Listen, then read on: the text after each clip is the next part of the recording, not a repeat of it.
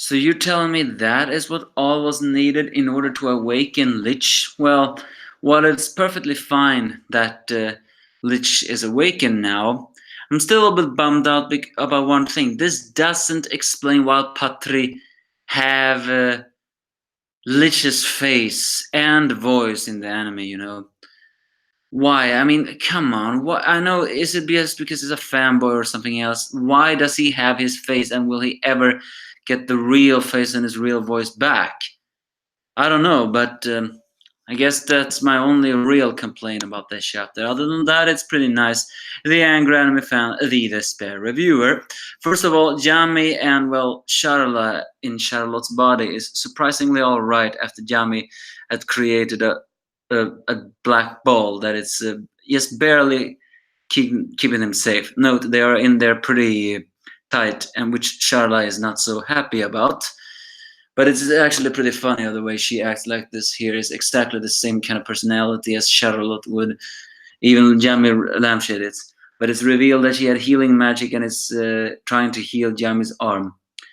But he wonders what the boss man. Well, as we see, the Prince Lumiere managed to break in, and everyone is so amazed. And here's the funny part: is that Asta actually recognizes the statue and the figure as Lumiere. Yeah, I mean, he's such a fanboy of the Wizard Kings that he actually knows about the first Wizard King. He's as dumb as rocks. So the fact that he knows about that is pretty amazing. And he, of course, has an immense fanboy moment. What makes this scene also a little bit more funny is the fact that once again Juno is being the quiet, annoying straight man. I mean, I hate the fact that he's always so quiet.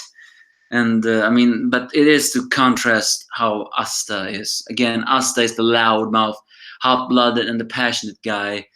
Juno is the quiet, cool-headed, and silent guy. I mean, both are passionate, but in their different way. Asta is passionate by expressing everything all the time, while Juno is just passionate to himself and keeping it in self. Other than that, he's pretty aloof. But what makes this scene pretty funny is that while he is, of course, answering, well, calm down, Asta, I think we're just seeing things. There's a very small panel was actually his heart pumping, which basically says that even he has trouble keeping in his fanboyism, and the fact that he calmed down Asta is basically a trademark. So that is kind of funny. He's been stone-faced, but even he wants to secretly fanbase. As Sekre, or should we call her Nero? Well, for now we call her Sekre, I guess. Confirms on who Juno and Asta are.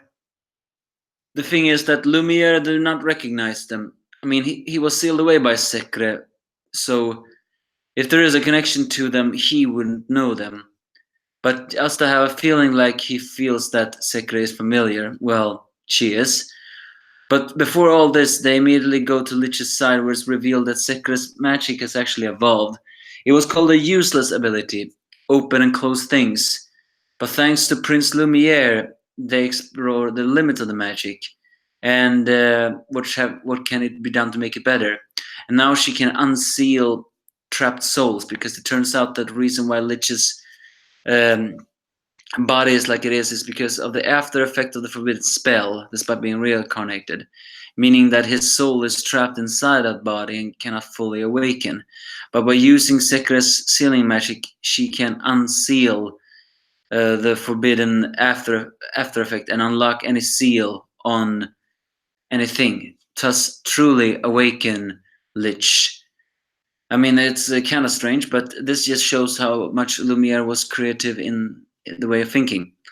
As Lich is awakened, his sword beams brightly, and he thanks his friend by saying, back then I couldn't tell you, but thank you, Lumiere.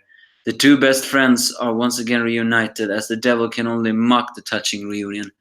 Elsewhere, they land near the gang, where Patri, of course, is amazed by it all.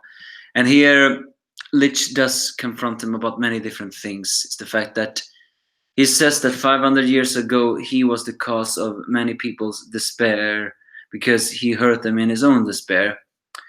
But thanks to Lumiere, he was stopped. And he's seeing that Patri also finds some people that managed to stop him from descending further. But it does say to Patri that what you have been doing, even if you wielded it for the sake of justice, have been the most atrocious of crimes, and it cannot really be that forgiven. Despite that, Lich still hugs Patri and says that he did well. I mean, it's a pretty strange thing of it all, although not so very strange. Lich was noted to be a very kind-hearted guy. Every single elf loved him and adored him. He was just that kind.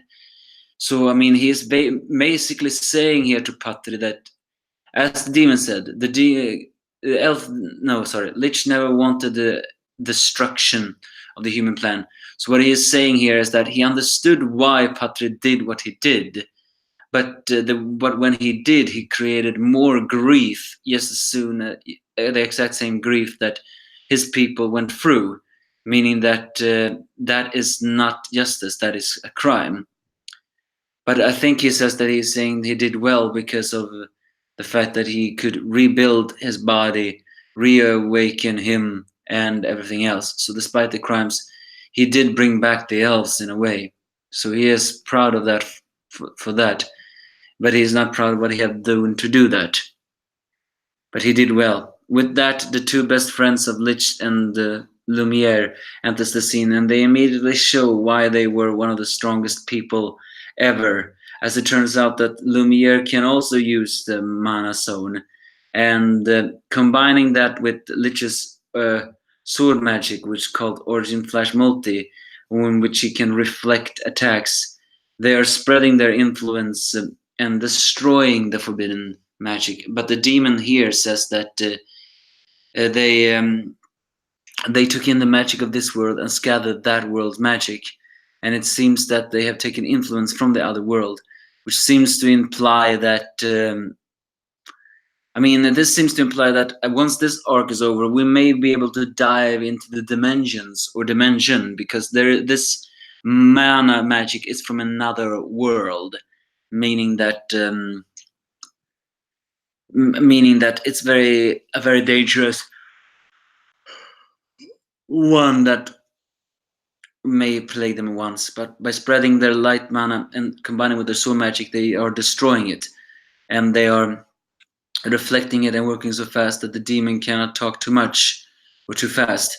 Although he still managed to create one attack and destroy a blade and take off the arm of Lumiere, as he once again gloats, saying that as long as I have the body and the grimoire, nothing can kill him.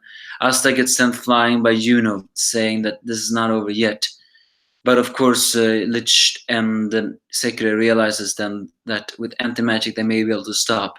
I don't know if we're heading towards the climax of this very long arc, or at least this very long fight, but it almost sounds like that.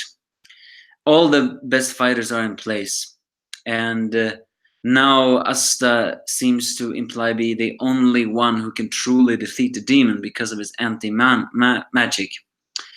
Which makes it all the more ironic, the fact that he has a demon inside of him. But maybe that's the purpose. He's meant to be the demon that destroys the true demons. A hunter of his own kind, almost. So yeah, and what I'm touching here is Lich was kind to Patri despite everything that happened. Deep down, Patri was a damaged young man, but I haven't really forgiven him so a lot for what he have done. Still, what awaits them now, we don't know. But the combo effect of sword magic and the light magic there was nice. The most comical scene was the fact that Juno tried to keep a straight face, and although he succeeded, his heart betrayed him. He was also excited to see the first wizard magic emperor, Prince Lumiere. But what did you think? What were your thoughts on all of this? Give me your thoughts if you have.